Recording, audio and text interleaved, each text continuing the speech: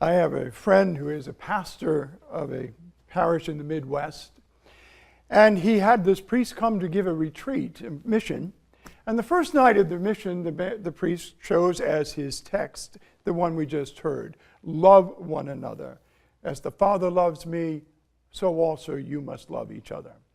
So the first night he gives this wonderful talk, and everybody is thrilled. At the end of the mission, they think, oh, that was awesome. The next night they come back to church, and he stands up in the pulpit, and he gives the exact same talk again. And the people are a little surprised, but they thought, well, that was different, but still okay. So the next night they come back, and he gives the exact same talk again. Now they're angry. So one of them says to him afterwards, he said, Father, why did you give that same talk? And he said, because when they get this message, when they understand this message, then I'll give another sermon. But for now, they need to know, love one another. Sometimes that very simple message of Christ, that profound that it is one that doesn't really resonate with us. We like it at first, but we don't really know what love is all about. What it is about for us to follow Christ is precisely to be like him, the one who put us before himself, the one who did everything for us. I was remarking the other day about a woman that I knew. She's a single mother. She gets out of bed every morning at 5 o'clock.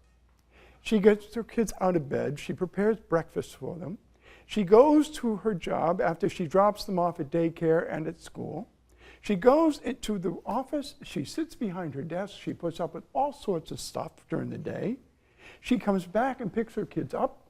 She makes sure that their daughter gets to violin and her son gets to soccer practice. She falls into bed exhausted. But she's one of the happiest women in the world. And you know why? Because what she does is because she loves her children. Love is not an emotion. It's a discipline. It's a way of living. And when Jesus tells us to love one another the way he loves us, I look at the cross where he dies, and I always say, Lord, where did you get the strength to do that? And I always hear the same thing. Because I was thinking about you, not about me.